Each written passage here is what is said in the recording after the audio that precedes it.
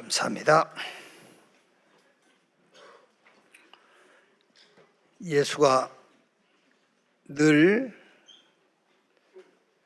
거느리신 것이 체험되어진다면 그보다 더 큰 응답은 없습니다.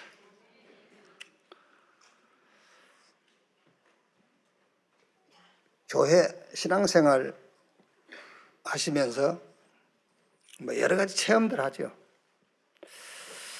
그 여러 가지 체험 가지고는 언젠가는 교회를 떠나요.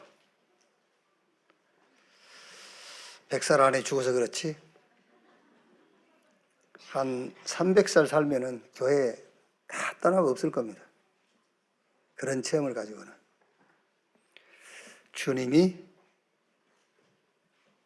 영원히 나를 다스리시는 임마누엘, 그 체험이 있어야 돼요. 그래야 교회를 떠나 있어도 주님이 함께하는 거예요. 오늘 찬양처럼 주님이 영원히, 천국 가서도 주님이 거기 계세요. 천국 가면은 다른 거 안 해도 예배는 계속해요. 그래서 여기서 예배가 질들이 있어야 돼. 예배하는 게 세팅이 딱 돼 있어야지. 천국 가서도 예배가 막 실증난다 그러면 어떻게 할 거예요? 오늘 예배가 최고의 축복으로 누려지는 시간 되기를 바랍니다. 신앙 고백합시다. 나는 237 5천 종족을 복음화할 전도자입니다.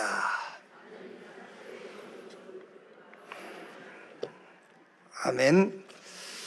우리는 멀리 느껴질지 몰라도 하나님은 그 응답을 저와 여러분에게 약속하셨습니다.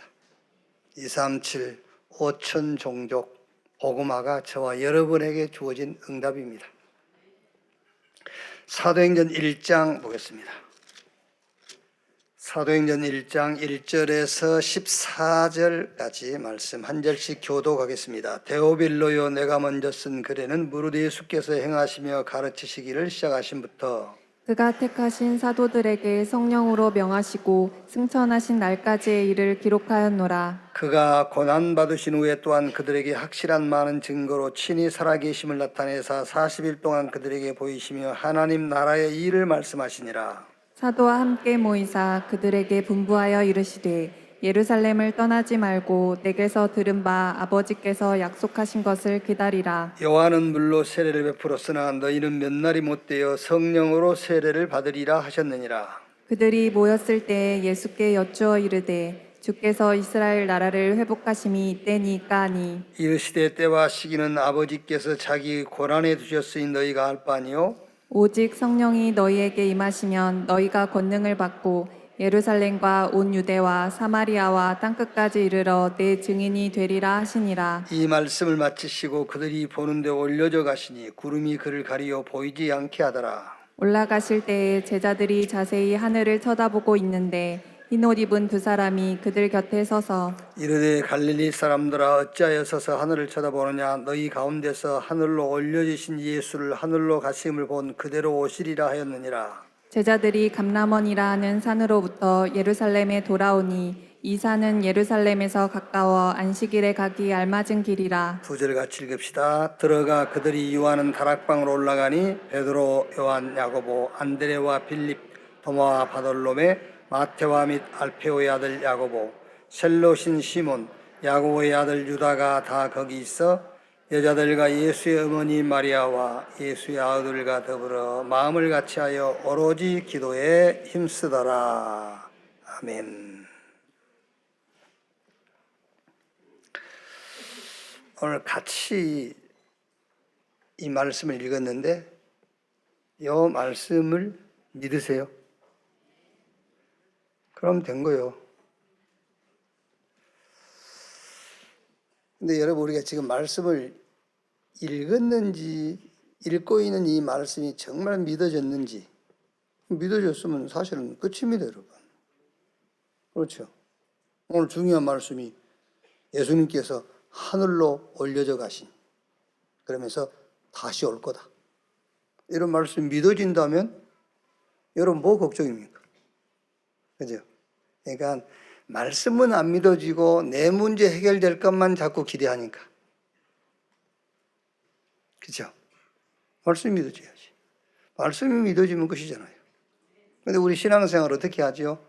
어쨌든 내 동기, 내 목적, 내가 바라는 것, 그것이 이루어지기를 기대하는 마음으로 신앙생활 한단 말이에요. 하나님 말씀을 믿어버리면 돼요. 그래서 오늘 설교 제목이 새로운 시작이에요. 다 틀어버려 이제. 끝났으니까. 새로운 시작. 지난주에 우리 목회자 부부 수양회가 있어서 속초에 마침 시간이 좀 나가지고 저 설악산 신흥사를 통해서 설악산 금강굴 이제 가는 코스로 이렇게 산을 가는데 그 신흥사 입구에 가니까는 누구나 차를 마실 수 있고 책을 볼 수 있도록 무료로 이렇게 제공해 주는 공간이 있더라고요. 차 한 잔 마셔봤더니 내하고는 안 맞는지 목이 차가 마시는 순간 목이 막 마르고 안 좋더라고 그랬어. 책을 이리 보니까는 읽어봤더니 간증문이야 이제 불교 신자들의 간증문. 그 간증문을 보니까는 우리 기독교에서 만들어낸 간증문 문서하고 똑같아. 딱 하나 다른 게 부처님이 고쳐주셨다와 하나님이 고쳐주셨다. 아니 내용은 똑같아요. 병 들었는데 부처님께 빌었더니 나았고 문제가 있었는데 부처님한테 가서 빌었더니 해결해 주었고 똑같아. 부처님이 했고 하나님이 했다. 그 차이밖에 없어. 여러분 우리는 새로운 시작을 해야 돼요. 새로운 시작. 문제가 해결됐다 안 됐다. 그거는 미안합니다. 돼지들이 하는 거예요. 우리는 하나님의 형상을 회복한 하나님 자녀잖아요. 하나님의 자녀가 뭐 문제가 해결되고 안 되고 그건 뭔 관계 있어요? 그럼 하나님 문제 많은 분이네? 그 자녀들이 문제투성이니까? 그래요 안 그래요? 아니 우리가 하나님 자녀인데 하나님 자녀마다 문제가 하나씩 있어. 그러면 하나님이 문제가 많은 거잖아요. 그게 그런 게 아니라니까. 그게. 새로운 시작을 해야 돼요. 어떻게 할 거냐? 회개인데 어떻게 회개하느냐? 모든 제사로부터 회개해버린 거예요. 이제. 모든 제사로부터. 할아버지 할머니 그 제사를 얘기하는 게 아닙니다. 그리스도 예외 그 어떤 제사로부터 회개해버리세요. 하나님 앞에 우리가 가지고 나갈 예물은 그리스도밖에 없어요. 모든 제사로부터 회개해라. 구약에는 하나님 앞에 나갈 때마다 짐승 가지고 나갔잖아요. 짐승의 피 가지고. 근데 예수님께서 저 갈보리산에 십자가에 매달려 가지고 몸 찢기고 피 흘린 그게 마지막 제사예요. 피 제사로는 마지막 제사예요.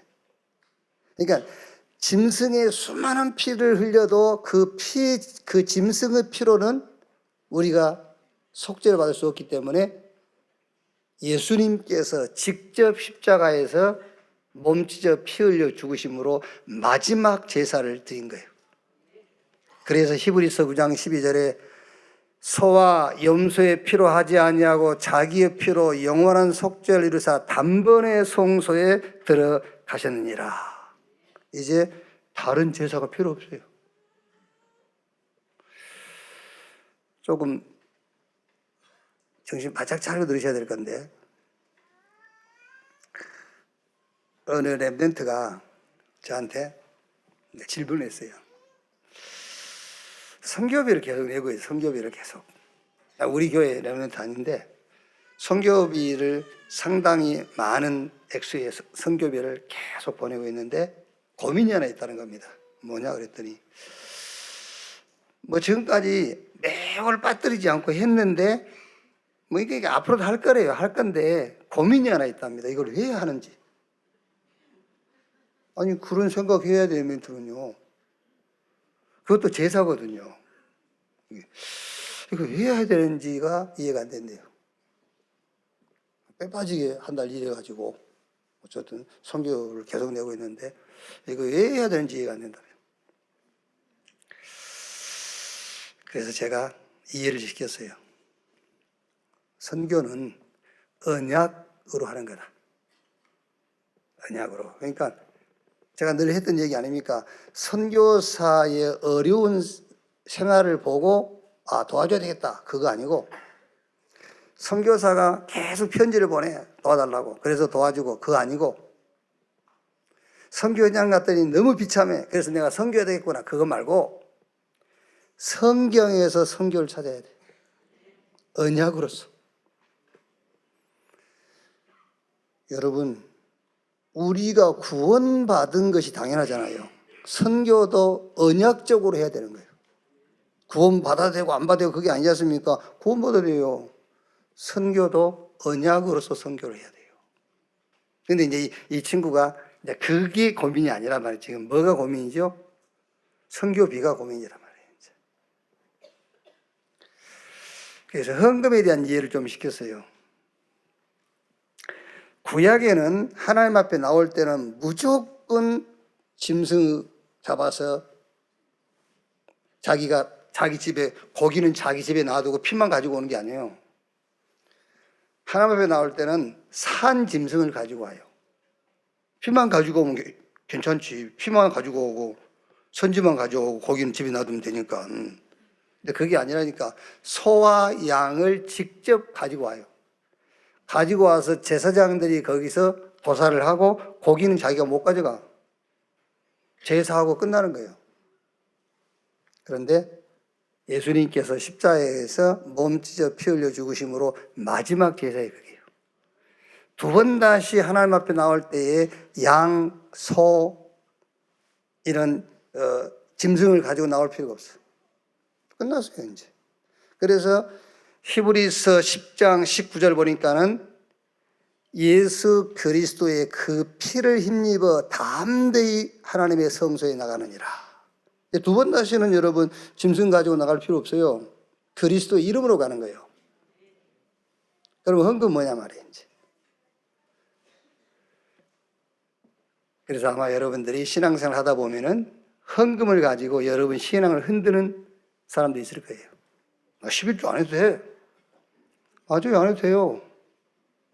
구원받기 위해서는 안 해도 된다 그 말이야. 왜? 그리스도께서 영원한 제사로 끝내버렸어. 구원받기 위해서는 할 필요 없어요. 교회에서 주일날 왜 헌금합니까? 구원받기 위해서 합니까? 구원받기 위해서는 할 필요가 없는 거예요. 그래서 예수님께서 사복음서에는 하나님의 나라의 일이라고 말하지 않았습니다. 하나님의 나라만 계속 얘기했어요.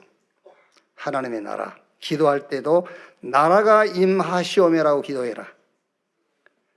나라와 권세와 영광이 영원히 있사옵나이다. 내가 성령 힘입어 귀신 쫓아내는 것이면 너희 가운데 하나님의 나라가 임하였느니라. 그게 구원이란 말이에요 이제. 그리고 이제 죽고 부활하셔가지고 감남원에서 하나님의 나라의 일을 40일 동안 말씀한 거예요. 여기 예배하는 여러분들이 구원받기 위해서는 헌금 1원도 할 필요가 없어요.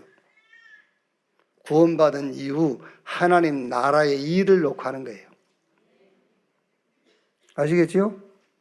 아니 그걸 알아요. 여러분이 헌금할 때도 감사함으로 하고 헌금할 때도 믿음으로 하고 누가 여러분 신앙생활 할 때 헌금을 가지고 여러분 신앙 흔들어도 흔들리지 않죠. 11조 구원받으려 합니까? 아니요 여러분. 구원받은 사람이 하나님의 나라의 일을 놓고 하는 거예요. 자 그렇다면 여러분 잘 생각해야 돼요. 헌금 생활이 안 된다는 말은 무슨 말이죠? 구원 받아놓고 그 다음 삶은 여러분에게 없다 그 말이에요. 아멘. 그 다음은 기대하지 마세요. 구원 받았으면 그걸로 끝이요. 두 번 다시 헌금할 필요가 없어요. 구원 받았기 때문에. 하나님의 나라가 여러분 안에 임했잖아요. 더 이상 헌금할 필요도 없고 예배할 필요도 없어요. 그런데 하나님의 나라의 일, 이것 때문에 여러분들이 교회 와서 예배를 드리고 헌금도 하고 헌신도 하는 거예요. 그 얘기를 해줬어요. 너는 구원받았잖아, 이제. 그럼 구원받았으면 이제 하나님께서 너를 구원한 이유는 또 다른 사람을 구원하기 위해서야. 그래서 선교사에게 선교비도 보내고 11조도 드리고 우리가 하나님 앞에 헌신하는 거예요. 자, 무슨 얘기입니까, 여러분?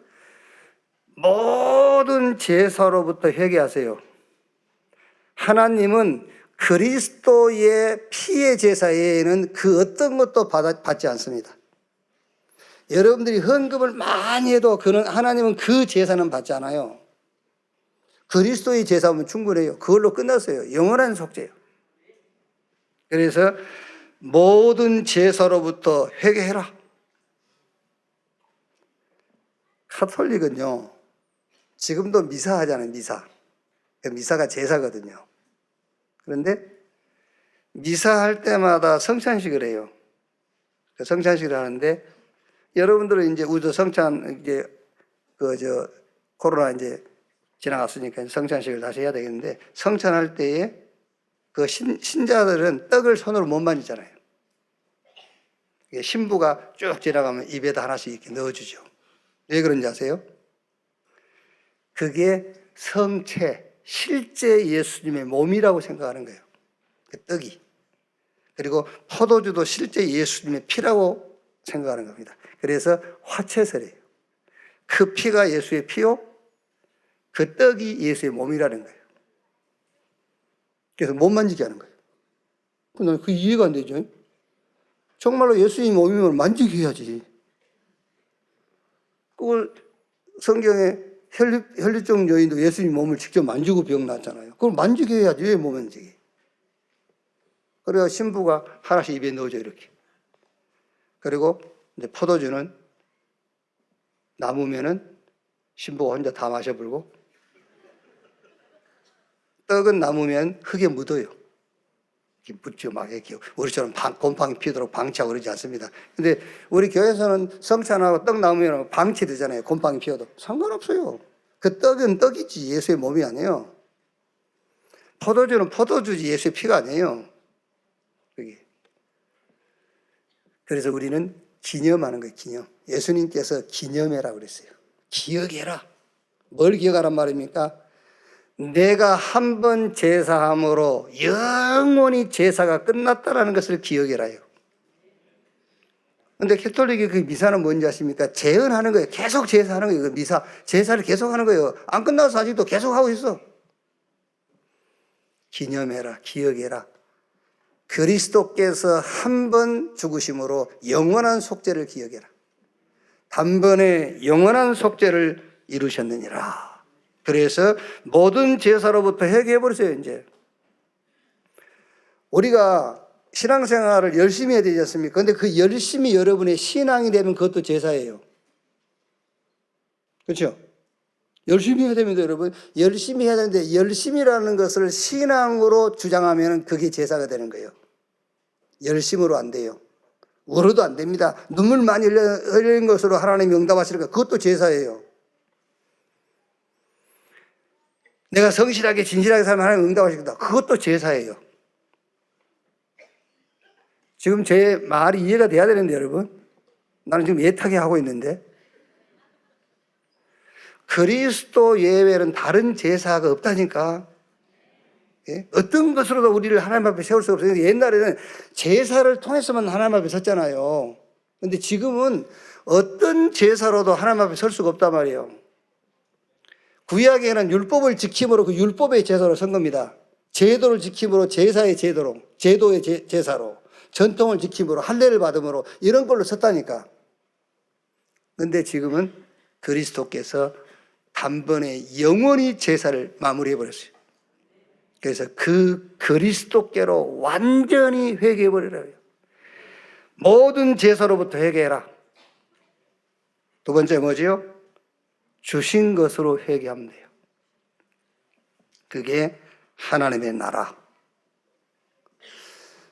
죽고 부활하신 예수님께서 감람원에서 40일 동안 하나님의 나라의 일을 말씀하기 전에 사복음서에는 예수님께서 계속 하나님의 나라 얘기했어요. 때가 차고 하나님 나라가 가까웠으니 회개하고 복음을 믿으라.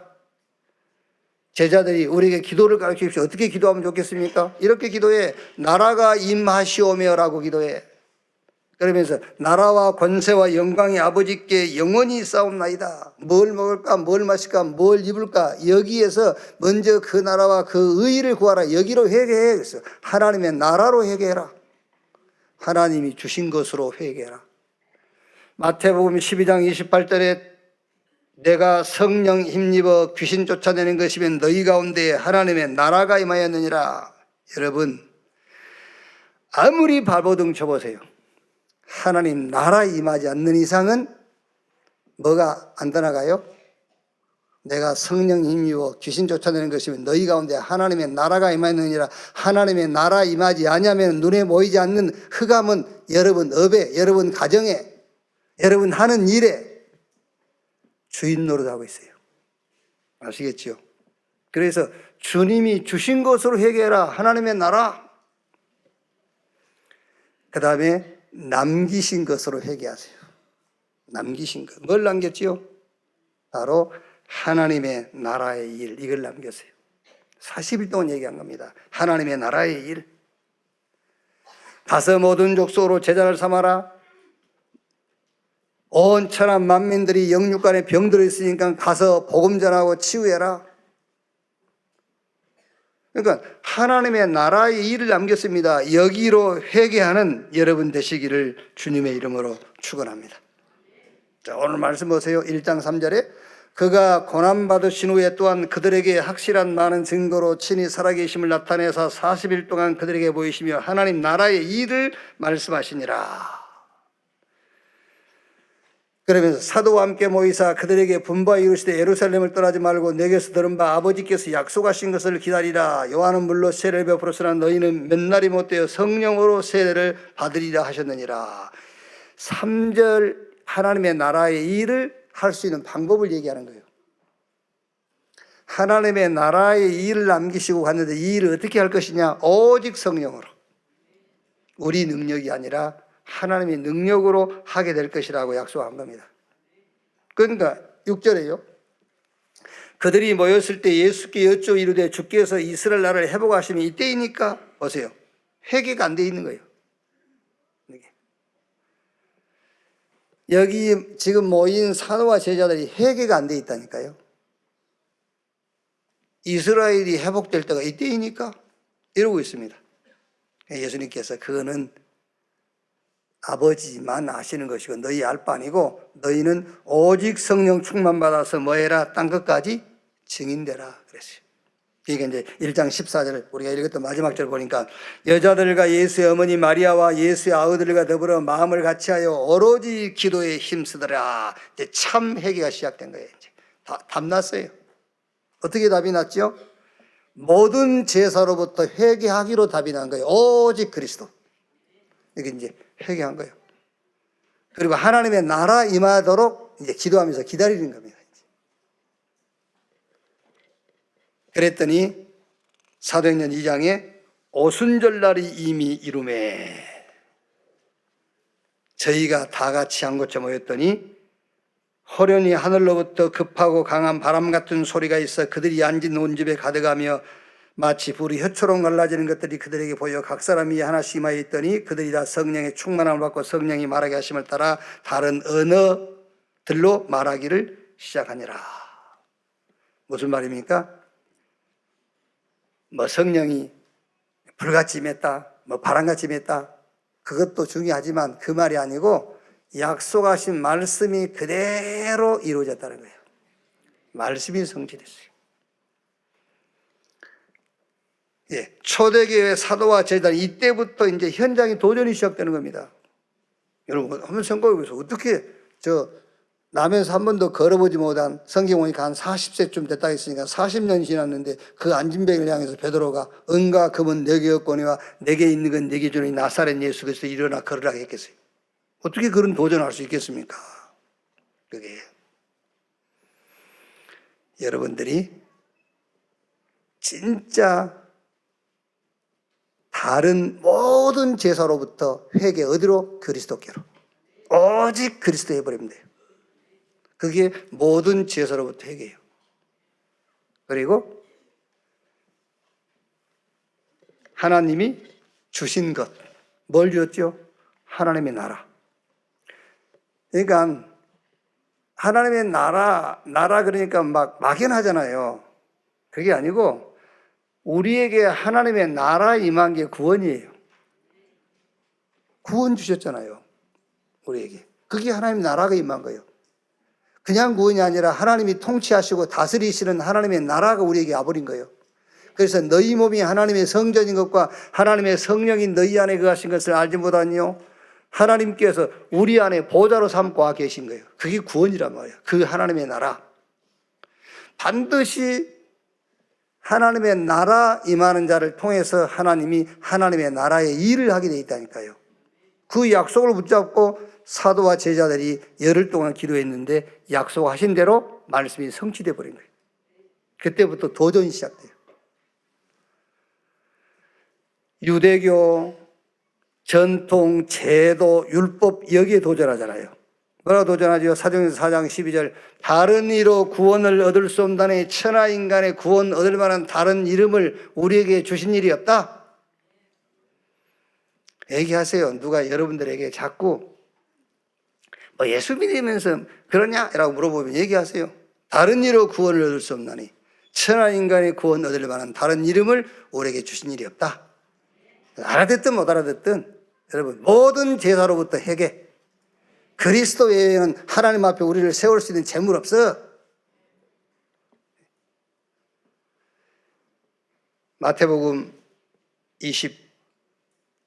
22장입니까? 4장입니까? 보면은 거기 그 혼인 잔치, 한 주인이 잔치를 준비하고 이제 초청을 하죠. 이게 다 거절해요. 이제 주인이 그러면은 종들한테 야, 저 사거리 나가서 놀고 있는 사람 다 불러와. 다 불러왔어. 잔치 꽉 찼어요, 자리가. 그때 그 주인이 이제 잔치에 초청받은 사람들 이제 인사하러 쭉 지나가는데 그 중에 한 사람이 예복을 안 입고 왔어요. 그 사람한테 물어보잖아요. 너는 왜 예복 안 입고 왔냐? 그러니까 유구무원인지라. 이 악한 종을 밖에 쫓아내버려. 그랬어요. 무슨 말입니까, 여러분? 교회 와서 시험 들잖아요. 옷 입고 와. 뭔 옷? 그리스도로 옷 입고 와. 그리스도로 옷을 입지 아니하니까 시험 든 거요. 이런 어마어마한 잔치에 오려면 해도 예복은 입고 와야지. 안 그래요? 여러분 지금 이 천국 잔치 이게 어떤 잔치인지 아십니까? 이거 어마어마한 잔치요. 엄청난 잔치에 와서 은혜를 같이 나누려면 예복은 입고 와야지. 그리스도로 옷을 딱 입고 와야지. 그리스도로 옷을 입고 오지 아니하니까 이 사람 봐도 갈등, 저 사람 봐도 시험, 이래 넘어지고 저래 넘어지고 그러고 있다니까. 간단해요. 옷 입고 와. 그 옷이 뭔지 압니까? 그 옷이 바로 모든 제사로부터 회개하라는 거예요. 어떤 것으로도 안 돼요. 어떤 제사로도 안 되는 겁니다. 율법 다 지켜서 그걸로 안 돼요. 율법을 다 지키는 제사 가지고도 안 돼. 그리스도만 우리를 하나님 앞에 세울 수 있는 거예요. 그래서 모든 제사로부터 회개해라. 그리고 하나님의 나라 여기로 회개해요. 그리고 하나님의 나라의 일 남기신 거기로 회개하라는 거예요. 자, 그러면 어떻게 하면 되겠는가? 제가 아까 우리 8시 기도에도 얘기했습니다마는 우리 다락방 안에도 보면은 막 20년, 30년 같이 훈련받고 전도하던 목사님들이요. 엉뚱한 소리 퉁퉁 하면서 간 사람들이 있어요. 피내서 그래요. 이제 그 사람들 설득시키려는 사람도 있고 또 뭐 그걸 가지고 뭐 싸우기도 하고 막 이게 난리더라고요. 그래서 난 두 가지 답 냈어요. 예수님께서 가룟 유다에게 유다야 네 할 일 하고 네 갈 길로 가. 예수님께서 유다를 붙잡고 야 유다야 왜 그래? 너하고 나하고 스승과 제자 관계잖아.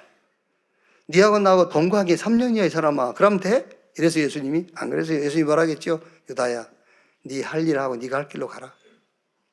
그랬습니다. 두 번째, 간단해요. 야, 옷 입고 와. 하나님의 은혜의 자리에 오려면 여러분 그리스도 옷을 입고 와야 돼요. 도둑놈도 오지, 창녀도 오지, 오만 짓 다 한 놈들이 오는데 그리스도 옷 입지 않고 어떻게 그 잔치에 내가 앉아 있겠어요? 못 앉아 있어요, 여러분. 이해되십니까? 그래서 밤이 깊고 낮이 가까웠으니 그리스도로 옷을 입어라 그랬어요. 그래서 옷 입어라. 그리스도 옷 입지 않으면은 시험, 갈등, 혼란, 혼미함에 빠져요. 자, 그러면 어떻게 하면 되겠는가? 첫째로 복음 운동 하시면 돼요. 누구에게? 나에게. 내게부터 복음 운동을 하세요. 나에게부터 복음 운동. 다른 사람한테 복음 운동을 하지 말고 내 자신에게부터 복음 운동을 해라. 그럼 복음이 누구냐부터 알아야 될 거 아닙니까? 로마서 1장 2절 4절에 이 복음은 하나님이 선지자들을 통하여 그 아들에 관하여 성경에 미리 약속하신 것이라. 그 아들에 관하여 말하면 육신으로 다윗의 혈통에 나셨고 성결의 영으로 죽은 자들 가운데서 부활하사 능력으로 하나님의 아들로 선포되셨으니 곧 우리 주 예수 그리스도시니라. 복음이 누구냐? 죽고 부활하신 분. 왜 죽어야 되죠? 우리의 죄를 대속하기 위해서. 왜 부활해야 되죠? 하나님이란 증거로. 죽고 부활하신 예수 그리스도. 그가 복음이에요.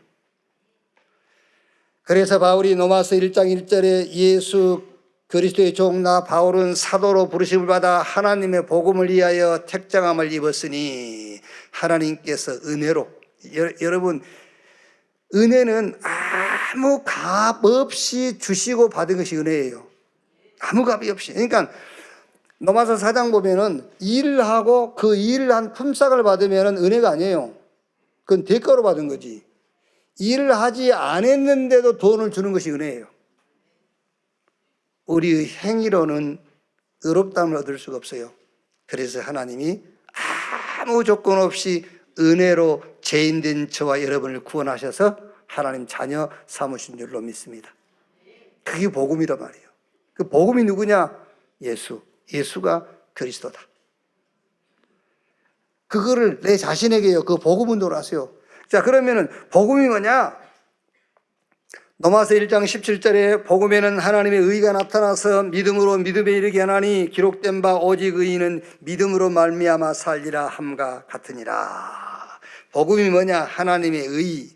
이 의라는 말은 하나님 앞에 법적으로 흠이 없는 상태를 의롭다고 그래요.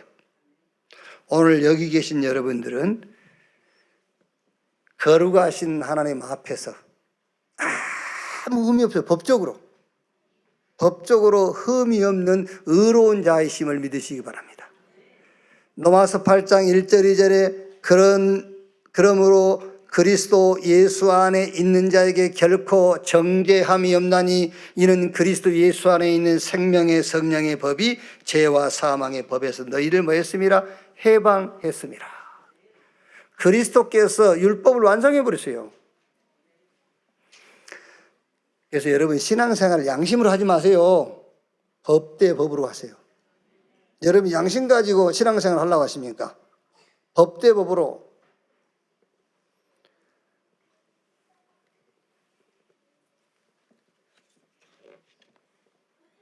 교통법규를 어기잖아요. 나 이제 속도 위반을 내가 옛날에 많이 했는데 요즘 좀 줄었을 거예요. 좀 줄었지? 내가 착각을 했어. 어떻게 착각을 했냐면은 대개 110km면은 120km까지는 봐준다더라. 10km는 10km 봐준대. 그러면은 120km 넘기지 말아야 되잖아요. 근데 나는 10km 봐주고 플러스 3을 더한 거야. 그럼 13km 위반이 돼버려. 나중에 알았다니까. 아니 원래 10km는 봐주기로 한 거잖아. 그럼 3km밖에 나는 속도 위반 안 했는데 딱지 날라오는데 보면 13km 위반했다 나. 그래서 생각해 보니까 아 맞네. 이게 가중처벌이야. 그래서 이제 말하자면은 119km를 안 넘기려고 애를 쓰지 이제 120km 이제 알았어요. 자, 무슨 말입니까, 여러분? 여러분이 실수를 했잖아요. 말하면 하도 남들이 뭐 이제 죄라고 그러니까 죄를 지었다 합시다. 그때 그 행동을 하는 순간에 내가 죄를 지었거나 그런 깨달음이 오는 게 아니에요. 율법이 개입이 될 때에 죄를 지었구나 그렇게 되는 거예요. 그렇죠? 그러니까 우리가 국민학교 때 소풍 가려는데 운동장에 전부 학생들 모아놓고 교장 선생님이 이제 강단에 올라오셔가지고 말하자면 이제 그런 좀 그 예의, 도덕 이런 걸 가르치는 겁니다. 그래서 우리한테 질문하는 겁니다. 큰 길이 있는데 변을 뭐 더 좀 이렇게 리얼하게 얘기하면 똥을 도로 한복판에 쌓은 사람이 나쁜 사람이냐 아니면 가쪽에 쌓은 사람이 나쁜 사람이냐 물어보더라고요. 그러면 되게 어떻게 대답하겠죠? 가운데 사는 사람이 나쁘다 할 거 아닙니까? 그러니까 학생들이 전부 다 가운데다 사는 사람이요 그러니까 틀렸다는 거예요. 한쪽에 사는 사람. 왜냐? 한쪽에 사는 사람들은 이게 가운데 사면 나쁘다는 걸 안다는 거지. 이걸 아니까는 한쪽에 산다는 거예요. 근데 가운데 사는 사람은 그것도 모른다는 거지. 어린아이 아니면은 정신문제 있는 사람이라는 거지. 그렇지. 율법이 개입하지 않냐면 여러분, 죄가 아니에요. 죄가 될 수 없어요. 율법이 개입하지 않냐면은. 그래서 여러분이 죄인 되지 않도록, 평생 죄인으로 살지 않도록 그리스도께서 율법을 완성시켜 버렸어요. 갈라디아 3장 13절 14절에 그리스도께서 우리를 위하여 저주를 받은 바 되사 율법의 저주에서 우리를 속량했으니 기록된 바 나무에 달린 자마다 저주 아래 있는 자라 하였음이라. 끝났어요. 이제 그 율법이 우리를 너 죄야 라고 할 수가 없어. 헤이 목사님 그래도 그럼 당신 그렇게 살아 그러면 죄인으로 평생을 매일 죄인으로 살아. 자, 그런데 여러분, 왜 자꾸 반복적으로 실수하죠? 반복된 실수. 그게, 그러면, 율법이, 로마서 6장 14절에 죄가 너희를 주장하지 못하니 너희가 법 아래 있지 않고 은혜 아래 있으면, 그럼 우리가 은혜 아래 있으니까 그러면 죄를 그냥 지어도 되냐? 라고 바울도 질문했고, 교회 안에서도 질문하지 않습니까? 그럼 우리가 은혜 아래 있으니까 죄를 막 지어도 되냐? 죄를 지으려고 한 게 아니라 그렇게 된다니까 사람이. 그게. 그래서 예수님께서 바리새인들한테 한 말 아닙니까? 바리새인들 우리는 행동 안 해서 그러니까 그래? 음료 품어도 가늠이야. 그렇게 될 수밖에 없잖아요.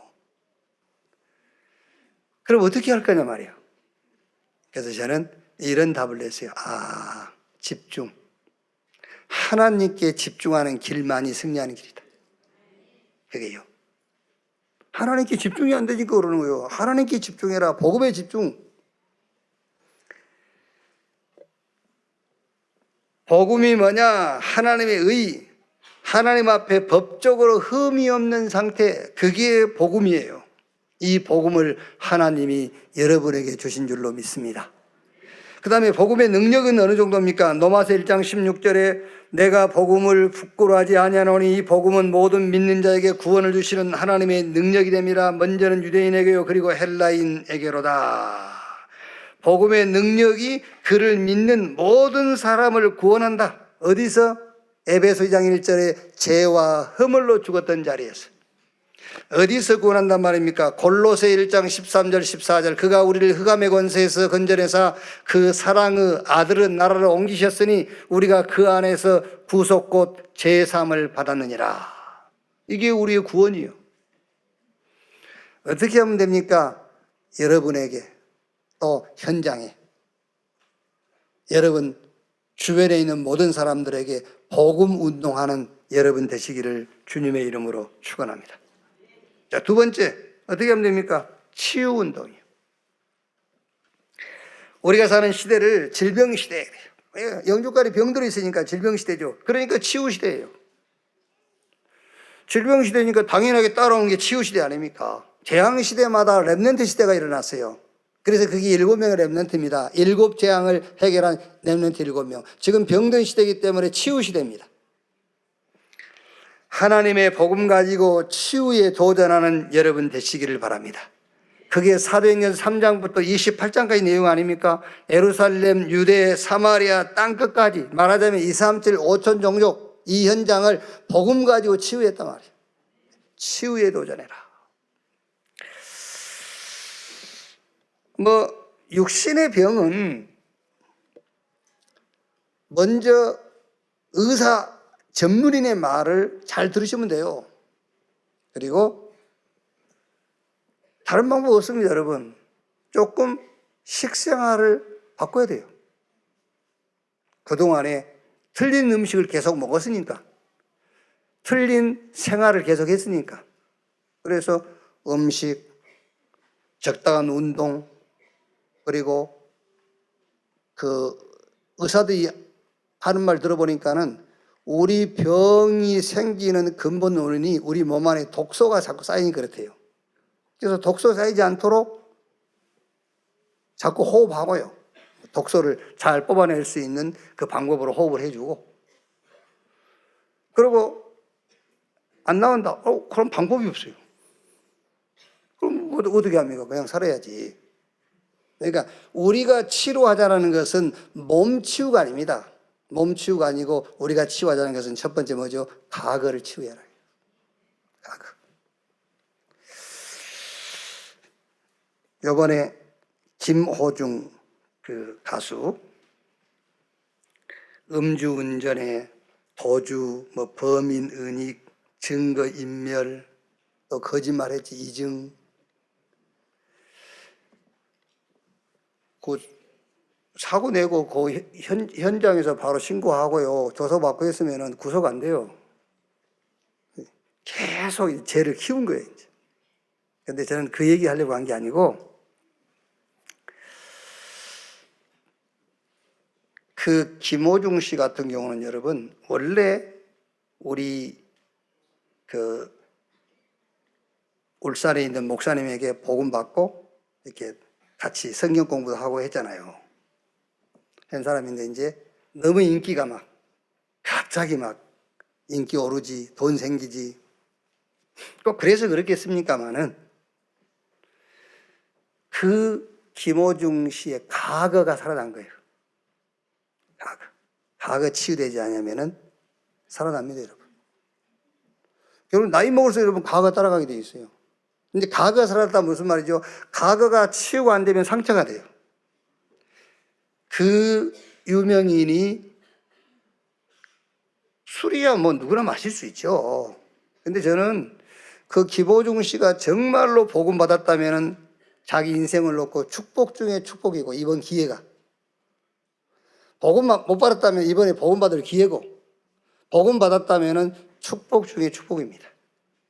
하나님이 가장 싫어한다기보다는 하나님이 하나 싫어하는 게 있어요. 그게 뭔지 압니까? 우상이에요. 하나님 그것만 싫어합니다. 어떤 것도 여러분 죄 지으면 용서하시면 되잖아요. 여러분 무능하면 하나님 능력 주면 되잖아요. 우상이 돼버리면 어떻게 할 수가 없어요. 그래서 하나님은 딱 하나 우상만 무너뜨려요. 목사님도 그렇고 인기 연예인들도 그렇고 팬클럽 만들어서 막 쫓아다니는 걸 어떻게 말리겠습니까? 못 말리잖아요. 근데 문제는 자기 자신이에요. 저거를 자기가 받아들였느냐 아니면은 그 팬들에게 고맙고 미안한 마음을 가졌느냐예요. 내가 김호중 씨하고 얘기는 안 해봤고 그분 속에 안 들어가 봤습니다만 그 사람은 그걸 받아들인 거예요. 우상. 하나님이 가장 싫어하는 겁니다. 우상, 아이돌. 이방인들의 우상이 뭐지요? 귀신이에요. 이방인들의 우상이 귀신이라니까요. 이방인들은 귀신을 우상으로 섬기는 거예요. 우상처럼. 우리 믿는 사람의 우상은 누구죠? 하나님이 하나님. 그러니까 우리의 아이돌은 여호와. 이방인의 아이돌은 귀신이요. 그래서 하나님은 우상의 자리에 올라가면 무조건 무너뜨려요. 조심하세요. 여러분의 자녀 렘넌트가 우상되지 않도록. 그게요. 그러니까 저는 잘 모르겠습니다만은 저는 내가 알고 있는 거는 예수가 그리스도라는 것밖에는 모른다.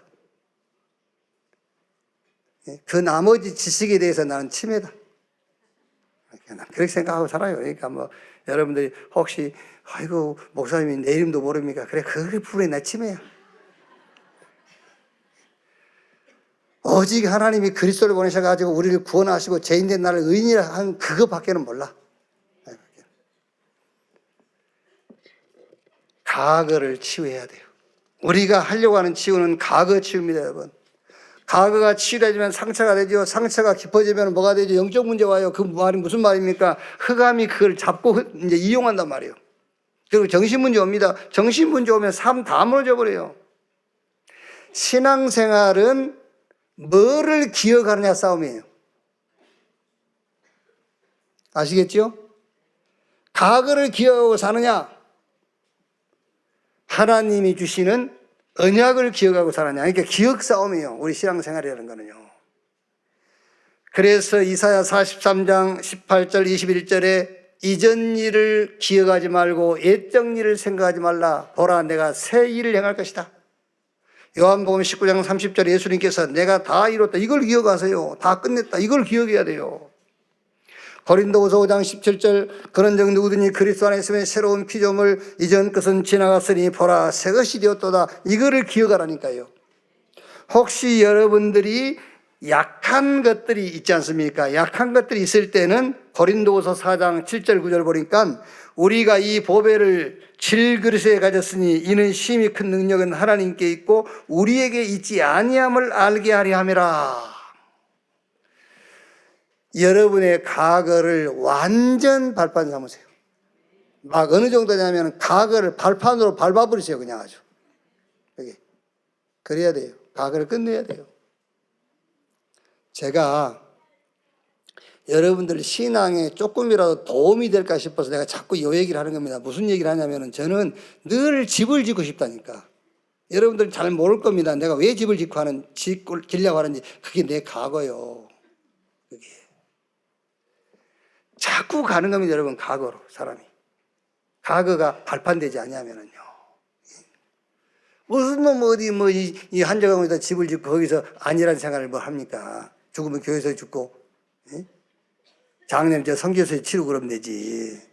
근데 그 과거란 데 자꾸 끌려간단 말이에요.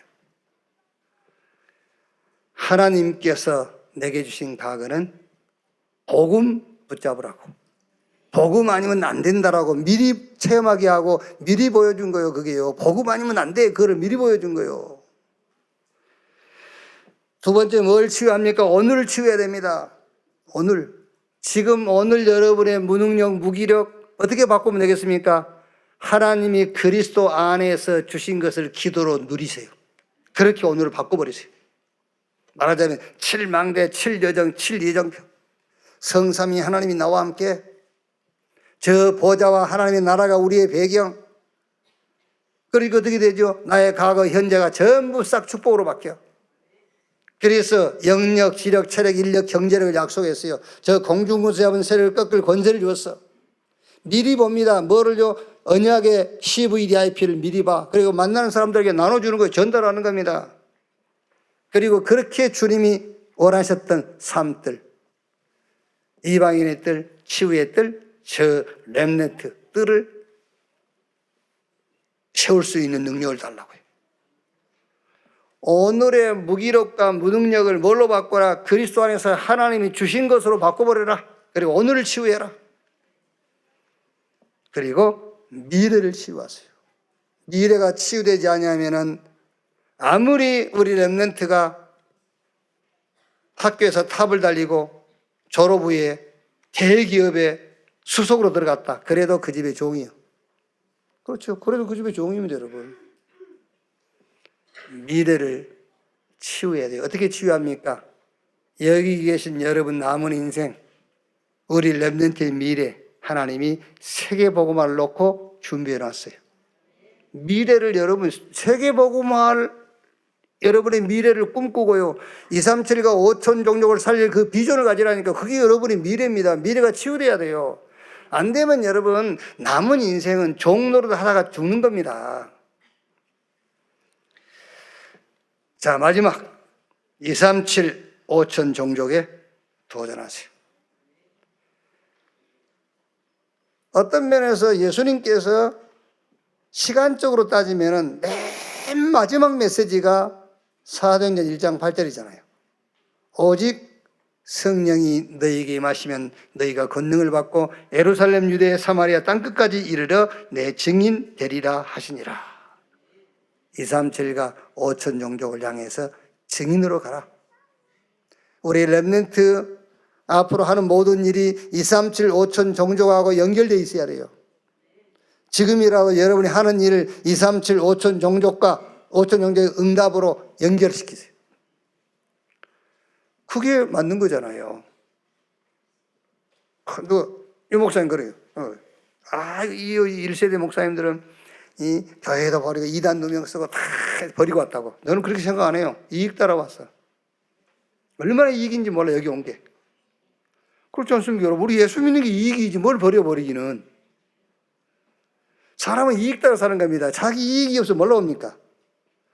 말을 분명하게 하려면 저쪽에 있으면 육신적으로는 이익이 있어. 육신적으로는. 우리는 영적 존재잖아요. 영적 이익을 따라 살아야지 육신적인 이익을 따라 살 겁니까? 돼지처럼. 237과 5천 종족 살리는 여기다가 여러분 남은 인생의 방향. 아무 힘이 없다. 기도로 담으세요. 아시겠지요? 그럼 돼요. 이 응답 속에 여러분이 있기를 주님의 이름으로 축원합니다. 결론, 새로운 시작. 절대 미션입니다. 오직 복음. 하나님의 나라 임할 때까지 기다려라. 뭐 하면서? 7망대를 기도로 누리면서. 그러면 뭐가 오죠? 응답 와요. 그러니까 절대 낙심하거나 비교하지 말고 응답을 찾으셔야 된다니까요. 응답이 있어요, 여러분. 응답 없는 게 아닙니다. 있습니다. 저 갈보리 산에서 노마까지 응답이 있어요. 이정표가 있어. 응답 찾으면서 하나님의 나라 일이 보입니다. 어떻게 보입니까? 말씀으로, 메시지로 보여요. 그때 도전하는 거예요. 이렇게. 정말 시대적인 응답의 주역 되기를 주님의 이름으로 축원합니다. 하나님 감사합니다. 모든 제사로부터 회개하게 하옵소서. 그리스도만 하나님 앞에 온전한 제사임을 믿게 해 주시옵소서.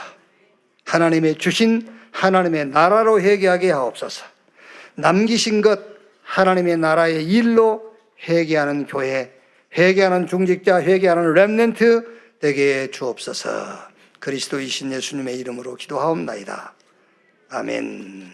지금은 만왕의 우리 주 예수 그리스도의 은혜와 May the grace of the Lord Jesus Christ 아버지 하나님의 크신 and 사랑과 the great love of God 보혜사 성령님의 내주인도 역사 충만케 하시며 and the fellowship indwelling and the work of Holy Spirit 아프리카 복음화를 위하여 먼저 부름받은 목사님들 사역이에 be with all the work of missionaries, 237 5천 종족을 응답으로 붙잡은 원네스 교회에 with the church who hold on to 237 5,000 tribe as an answer, 지금으로부터 영원토록 함께 있을지어다. now and forevermore. Amen. 아멘.